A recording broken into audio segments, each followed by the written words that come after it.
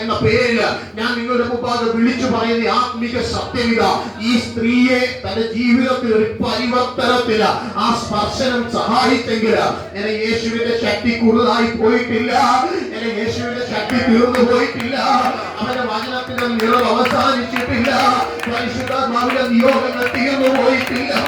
ആ സ്ത്രീക്ക് വേണ്ടി തന്റെ ശരീരത്തിൽ നിന്ന് ശക്തി പുറപ്പെട്ടതുപോലെ ഈ 2025 ഈ ഫെബ്രുവരി മാസത്തിൽ ഞാൻ വിശ്വസിക്കുന്നുണ്ട്.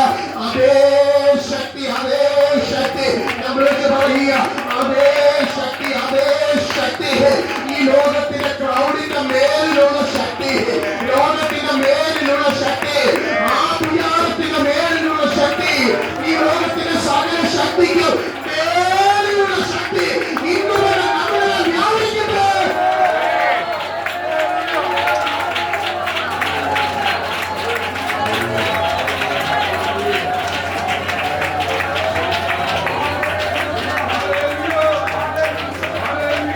ഈ ശക്തിക്ക് ചേഞ്ച് ഇറക്കുന്നത് നമ്മുടെ ജീവിതത്തെ മുഴുവനും. ഞാനൊരു കാര്യം കൂടെ പറയാം.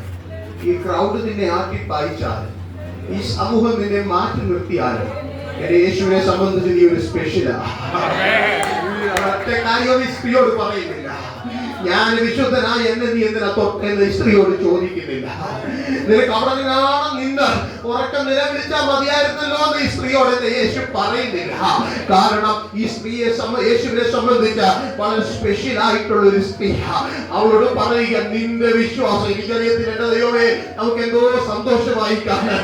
യേശു പറയുന്നത്, ഞാൻ ദൈവപുത്രനായതുകൊണ്ട്, ദൈവം എനിക്ക് അധികാരം തന്നിരിക്കുന്നത് കൊണ്ട് നീ സൗഖ്യമാകട്ടെ എന്നല്ല പറയുന്നത്.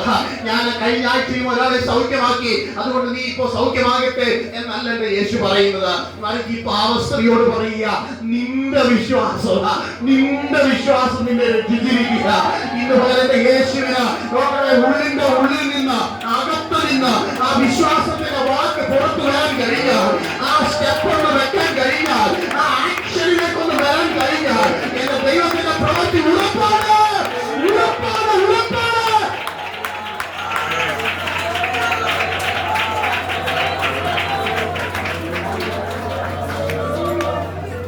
യേശുവിന്റെ ശക്തിയായി ലോകത്തുള്ള ഏത് ശക്തിയെക്കാളും വലിയ ശക്തി. എത്ര പേർക്ക് അറിയാം? അതുകൊണ്ട് പാട്ടുകാരൻ പറയുന്നത്, ഒരു യോഗ്യതയും പറയാനില്ലായേ, കൃപ മതിയേ. യോഗ്യടെ ഈ സ്ത്രീയെ എന്റെ യേശു അവിടെ സൗഖ്യമാക്കിയ. ഇനി ഭയങ്കര ഒരു കോൺട്രാസ്റ്റ് ഉണ്ട്. അതുകൂടെ പറയാനുള്ള സമയം ഇല്ല. ഞാൻ അവസാനിപ്പിക്കാം. നിങ്ങൾ നോക്കിയ യേശു ചോദിക്കുക, എന്നെ തൊട്ടത്. അപ്പം ശിഷ്യന്മാരി എന്നാ പറയുന്നത്, ഈ എക്സ്ക്യൂസുകളെല്ലാം പറയുന്നുണ്ട്. ഒത്തിരി പേര് തുറന്നുണ്ട്. ഈ അതിനിടയ്ക്ക് എങ്ങനെ തൊട്ട കാര്യം അറിയുന്നതൊക്കെ ശിഷ്യന്മാര് ചോദിക്കുമ്പോഴും യേശു പറയുന്നുണ്ട്, എന്നെ ഒരാള്, കാരണം എങ്കിൽ നിന്ന് ശക്തി പറഞ്ഞു. അപ്പം അത് കഴിഞ്ഞിട്ടുള്ള വാക്യം ഒരാളൊന്ന് വായിച്ചു. അവിടെ പറയുന്നത് എന്തോ പറയുന്നത്, താൻ മറഞ്ഞിരിക്കുന്നില്ല എന്ന്. ആ വാക്യം എത്രാമത്തെ വാക്യം?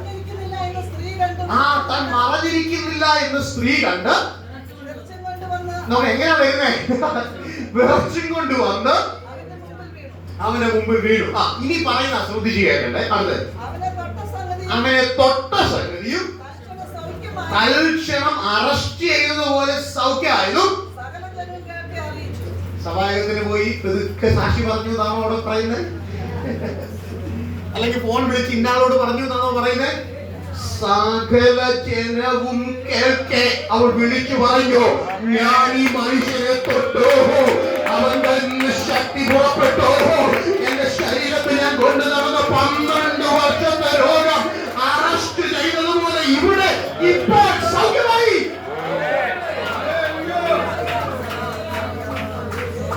നോക്കണം, ഇവിടെ എന്തോ സംഭവിക്കുന്നറിയാം. 12 വർഷം പബ്ലിക്കില് ഒരൊറ്റ വാക്ക് പറയാൻ ഒക്കാത്ത സ്ത്രീയാണ്. മൈക്കുണ്ടോന്ന് എനിക്കറിയത്തില്ല, മൈക്ക് കാണത്തില്ല. പക്ഷെ അവിടെ എഴുതി വെച്ചിരിക്കുന്ന വാക്ക് ഭയങ്കര ശക്തമാണ്. സകല ജനവും. ഒരു മടിയില്ല, വിറച്ചുകൊണ്ടാ വന്നേ. പക്ഷെ ഒരു കാര്യം ഉറപ്പായി, തന്നെ അലട്ടിയിരിക്കുന്ന പ്രശ്നം ഇന്നു വരെ അലട്ടിയത് ഇനിയില്ല.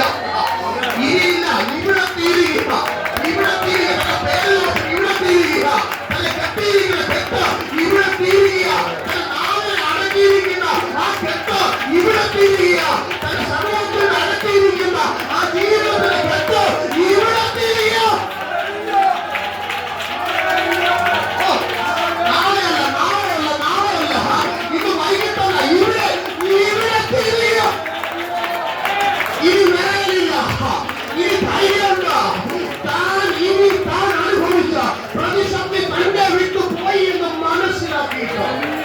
ധൈര്യത്തോടെ വിളിച്ചു പറയുക, ധൈര്യത്തോടെ വിളിച്ചു പറയുക.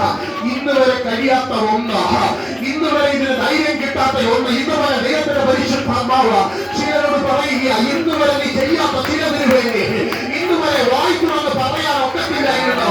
എന്നാൽ ഇന്നു മുതൽ നാവെടുത്ത് പറയുന്ന നിലവാരത്തിന്, ഇന്നു മുതൽ വിശ്വാസത്തിന്റെ സ്റ്റെപ്പ് വയ്ക്കുന്ന നിലവാരത്തിന് ഒരു ദൈവത്തിന്റെ പ്രവൃത്തി നിങ്ങളുടെ വന്നു കഴിയുമ്പോൾ ഇന്ന് വരെ ചെയ്യാത്തതിന്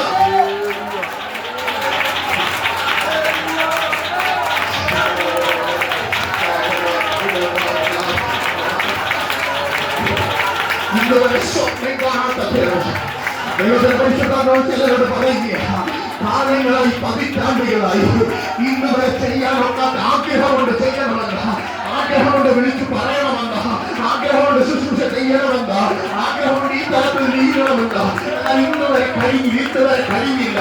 എന്നാൽ നസ്സറേനായ യേശുവിന്റെ ശക്തി ശരീരത്തിൽ വ്യാപരിച്ചപ്പോൾ ആ വിശ്വാസത്തിന്റെ സ്റ്റെപ്പ് ഞാൻ വെച്ച് മുന്നോട്ട് വന്നപ്പോൾ ഇന്ന് വരെ ചെയ്യാത്ത ഒരു പ്രവർത്തിക്ക് വേണ്ടി അവരുടെ നടുവില, തന്നെ അകത്തി നിർത്തിയവരുടെ നടുവില, തന്നെ മാറ്റി നിർത്തിയവരുടെ നടുവില, തന്നെ കോർണർ ചെയ്തവരുടെ നടുവില, തന്നെ എഴുതി തള്ളിയവരുടെ നടുവില ആ സ്ത്രീ എഴുന്നേറ്റ് എന്ന് പറയുക, ഞാൻ സൗഖ്യമായി, ഞാൻ സൗഖ്യമായി.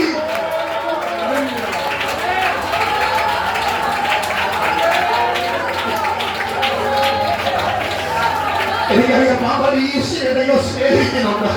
ഇവിടെ കടന്നുവന്നിരിക്കുന്ന ദൈവജനത്തെ കർത്താവിന്റെ ദാസന്മാരെ എന്റെ ദൈവം സ്നേഹിക്കുന്നുണ്ട്.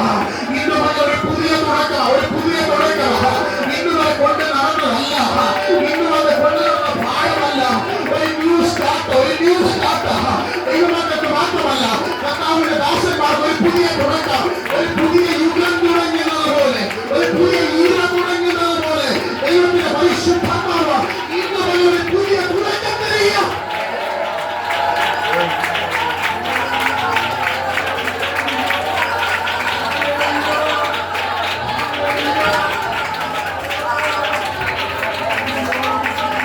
ഞാനതിനെ വിളിക്കുന്നത്, ഞാൻ വിവാദമൊന്നും പറഞ്ഞ് അവസാനിപ്പിക്കണം, ഞാൻ അതിനെ വിളിക്കുന്നത് ഈ രക്തസ്രാവം ഉണ്ടായിരുന്ന സ്ത്രീയുടെ ആദ്യത്തെ പരസ്യയോഗം. ഇന്ന് വരെ ഒരു പരസ്യയോഗത്തിന് പ്രസംഗിക്കാൻ പറ്റില്ലായിരുന്നു. നാട്ടുകാർ തല്ലി ഓടിക്കുമായിരുന്നു, നാട്ടുകാർ ഒതുക്കി കളയുമായിരുന്നു. അവിടെ എനിക്ക് വാക്യം ദൈവവേദത്തിൽ ചില ഷാർപ്പ് വാക്കുകളുണ്ട്, ഭയങ്കര ശക്തിയുള്ള വാക്കുകളുണ്ട്. അതേപോലെ ഒരു വാക്കായിട്ട് സകല ജനവും കേൾക്കെ. എനിക്ക് തോന്നുന്നത് ലൂക്കോസ് അത് എഴുതി വെച്ച് മനഃപൂർവ്വം എഴുതി വെച്ചേക്കുക. കാരണം ലൂക്കോസിന് അറിയാം വെട്ടത്തിറങ്ങാൻ ഒക്കാത്ത ഒരു സ്ത്രീ ആയിരുന്നു 12 വർഷം. അവരുടെ നാവില് അടക്കം പറച്ചിലല്ല, സധൈര്യം അവർ വിളിച്ചു പറയുക, സകല ജനവും കേൾക്കെ വിളിച്ചു പറയുക, എനിക്ക് സൗഖ്യമായി, ഒരുവനുണ്ട് അവനിൽ നിന്ന് ശക്തി പുറപ്പെട്ടാൽ ലോകത്താർക്കും പിടിച്ചു കെട്ടാൻ കഴിയാത്തതുപോലെ.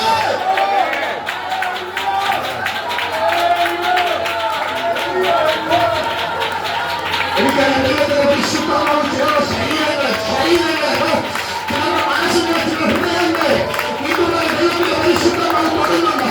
നിങ്ങൾക്ക് എഴുന്നേറ്റ് നിങ്ങൾ ആരാധിക്കണമെങ്കിൽ ദൈവസേനയുടെ നിമിഷം നിങ്ങൾക്ക് എഴുന്നേറ്റ് നിൽക്കണമെന്നുള്ള പ്രേരണ ദൈവത്തിന്റെ പരിശുദ്ധമായി തരുന്നുണ്ടെങ്കിൽ ദൈവത്തെ ആരാധിച്ചുകൊണ്ടിരിക്കും. ഞാൻ വിശ്വസിക്കുന്നു ഇവിടെ ദൈവത്തിന്റെ ആത്മാവ് ഇറങ്ങുന്നുണ്ട്. 2000